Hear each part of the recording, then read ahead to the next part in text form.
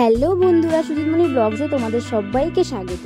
আজ আমরা ঘুরে দেখব পশ্চিমবঙ্গের অন্যতম আকর্ষণীয় দর্শনীয় জায়গা মায়াপুর, যেটি নদিয়া জেলায় অবস্থিত। এখানে আছে এখানকার প্রধান আকর্ষণ ইস্কনের মন্দির। এই ভিডিওতে তোমরা সমস্ত তথ্যটাই পেয়ে যাবে। সমস্ত কিছু জানতে হলে কিন্তু পুরো ভিডিওটা অবশ্যই দেখতে হবে।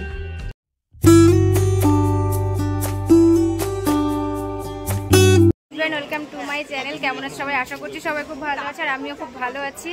তো আজকে আমরা রেডি হয়ে একদম স্টেশন থেকেই ইন্ট্রোটা দিলাম, আর আজকে আমরা যাচ্ছি মায়াপুর। সবাই মিলে, এই যে দিদিরা, এই যে মিস্টার মল্লিক, এই যে আইজু, এই যে মা, এই যে সবাই আমরা সবাই আছি। তো এখন ট্রেনের খবর হয়েছে, আর আমরা এখন ট্রেনে উঠবো, তারপর তোমাদের সাথে আবার পরে যাবো। তারপর তো আমাদের ট্রেনও চলে এসেছিলো, আর আমরা সবাই মিলে ট্রেনেও উঠে গেছিলাম। আর একটু সকালে আমাদের বেরোনোর ইচ্ছা ছিল, কিন্তু একটু দেরি হয়ে গেছিলো। তো যেহেতু অনেক সকালেই বাড়ি থেকে বেরিয়েছিলাম, সেই জন্য বাড়ি থেকে আমরা সবাই টিফিন করে নিয়ে এসেছিলাম। তো ট্রেনটা ফাঁকা ছিল, সেই জন্য ভাবলাম যে ট্রেনেই টিফিনটা করে নেওয়া যাক। আর এই দেখো মাম্মাম এইখানে কি একটা বলছে। তো এই যে সবাই মিলে টিফিনটাও সেরে ফেললাম।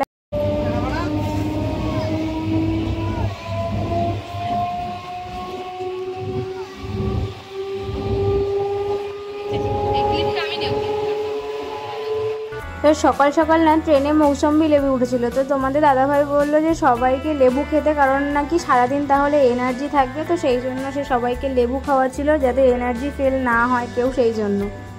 তারপর দেখতে দেখতে অনেকগুলো স্টেশন পার করেই আমরা চলে আসলাম কৃষ্ণনগরে। তো মাঝখানে অনেকগুলো স্টেশনই পার করে এসেছি, যেগুলো আর ভিডিও করা সম্ভব হয়নি, কারণ যা প্রচণ্ড গরম পড়ছে না, মানে ভিডিও করার মতন আর মানে মনে হচ্ছে না যে ভিডিও করি এরকম। আর কি বলবো, প্রচণ্ড রোদ আর প্রচণ্ড গরম পড়েছে। ট্রেন আসছে, আর ওইদিকে একটা লোক পার হলো। এত রিস্ক নিয়ে ট্রেন আসছে, একটু দাঁড়িয়ে গেলেই হয়, এত রিস্ক নিয়ে পার হওয়ার কি দরকার বলো।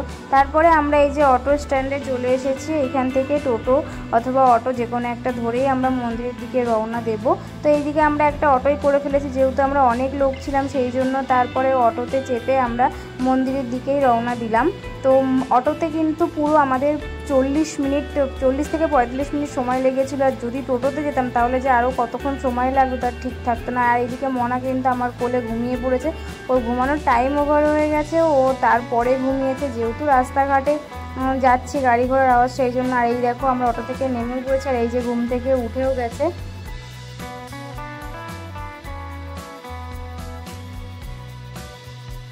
তারপর আমরা চলে এসেছিলাম স্বরূপগঞ্জ ঘাটের কাছে। সেখান থেকে টিকিট কেটে নৌকা চেপে আমরা নদীর এপার থেকে চলে এসেছিলাম নদীর ওপারে।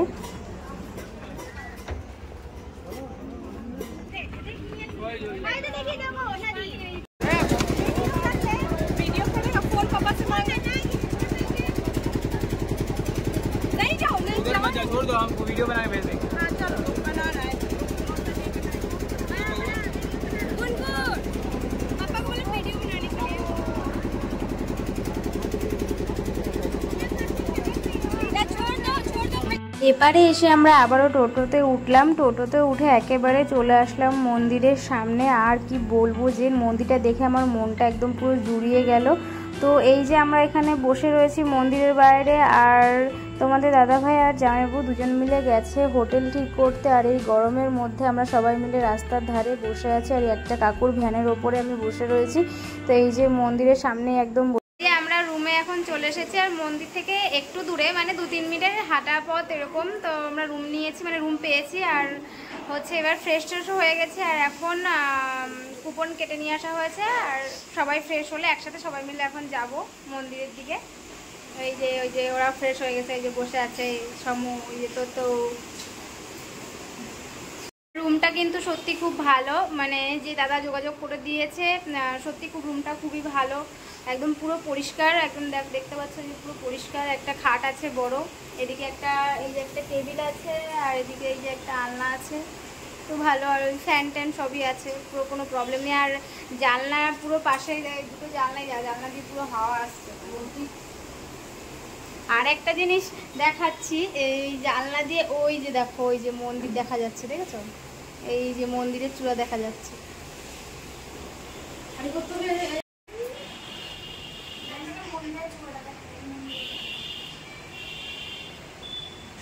এখন রেডি হয়ে বেরিয়ে পড়ছে আর এখন যাচ্ছি মন্দিরের দিকে প্রসাদ খেতে। হিরো বাইরে প্রচুর রোদ, প্রচন্ড রোদ। শাড়িটা পরেছি।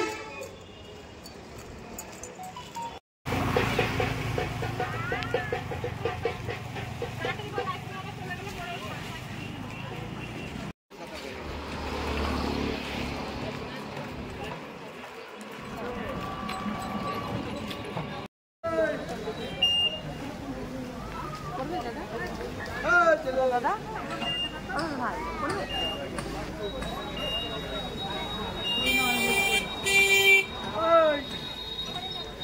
তারপরে তো এদিকে আমরা প্রসাদ খেতে বসেও পড়েছি আর অনেকটা এরিয়া জুড়ে যেন এই জায়গাটা ছিল, ভেতরে অনেক লোক কাজ করছিল।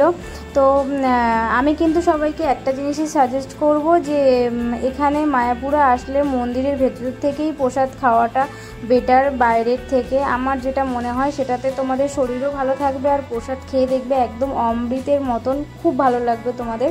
মানে আমি আমার দিক থেকে বলবো যে মন্দিরের ভেতরের প্রসাদ খাওয়াটাই বেটার বাইরের খাওয়া থেকে। দেখতেই পেলে তো আমাদের কি কি দিয়েছিল। ফার্স্টেই দিয়েছিল খিচুড়ি, খিচুড়িটা ছিল অসাধারণ। তারপরে দিয়েছিল সাদা ভাত, 2 রকম নিরামিষ তরকারি, আর লাস্টে দিয়েছিল মুগ ডাল আর আম দিয়ে একটা টক ডাল। তো এটা খেতে কিন্তু আমার সব থেকে বেশি ভালো লেগেছিল গরমের মধ্যে।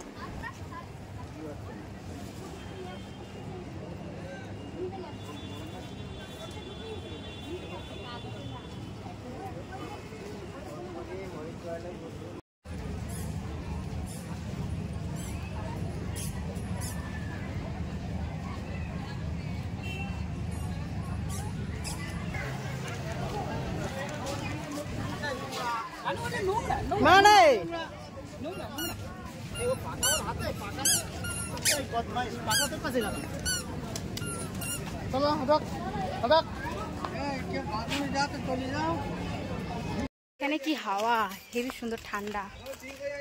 আমরা এখন যাচ্ছি গোশালার দিকে, আর কি হাওয়া এদিকে। আর ওই দেখো শ্বেতপদ্ম দেখেছো? আমি প্রথমবার দেখলাম শ্বেতপদ্ম, হেবি সুন্দর লাগছে কিন্তু, তাই না? ফোঁটা একটা দেখতে পেলে হেবি ভালো লাগবে। কি ফোঁটা দেখো, ওই দেখ সময় দেখেছিস ফোঁটা? ওই দেখো হেবি সুন্দর। আরে চল ও পড়ে আসছিস, কি পড়ে আসছে ও? কারে ধরবো আমি তো, দাদারে না তোরে।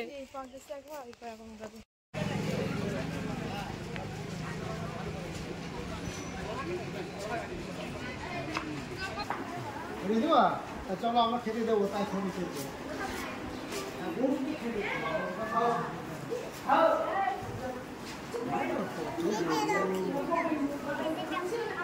আমি আর তুমি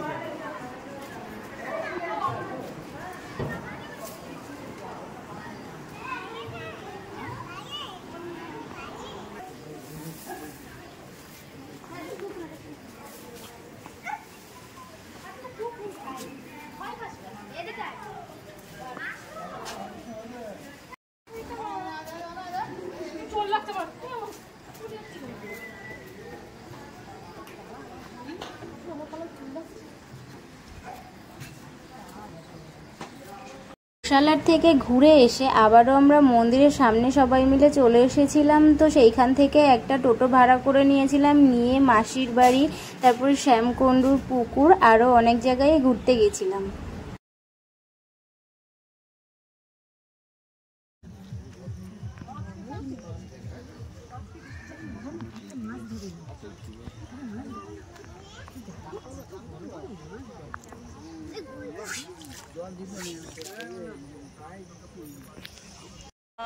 আমি দেবো, মামাকে দেবো। ওই তো মামার প্রতি বিরাট ভালোবাসা। আর একটা দাও, মামা খাবে। বাবা, তো বিশাল ভালোবাসা। ভালোবাসা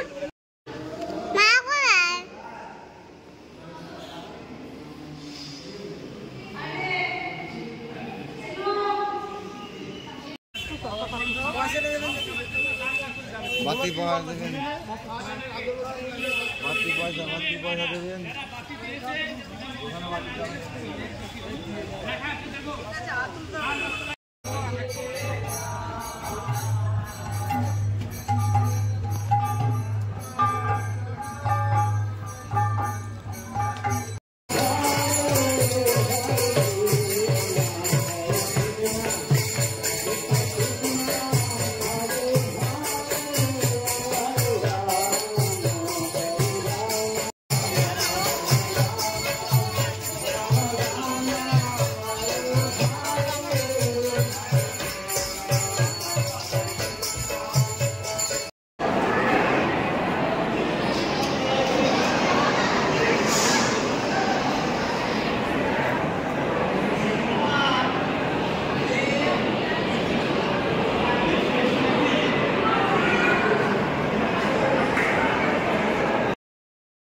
সন্ধ্যা আরতি দেখার পরে আমরা একেবারেই কিন্তু চলে এসেছি রাতের খাওয়া দাওয়া করতে। আর রাতেও কিন্তু মেনুতে অনেক কিছুই নিরামিষ খাবার ছিল, আর সঙ্গে কিন্তু রুটিও ছিল। তো আমরা খাওয়া দাওয়া এদিকে করতে থাকি, আর তোমরা ভিডিওটা দেখতে থাকো। ভিডিওটা কেমন লাগলো অবশ্যই জানাবে, আর ভিডিওটা ভালো লাগলে কিন্তু লাইক কমেন্ট শেয়ার করে দেবে। যত দেখা হচ্ছে নেক্সট ভিডিওতে, ততক্ষণ সবাই ভালো থেকো, সুস্থ থেকো, টাটা।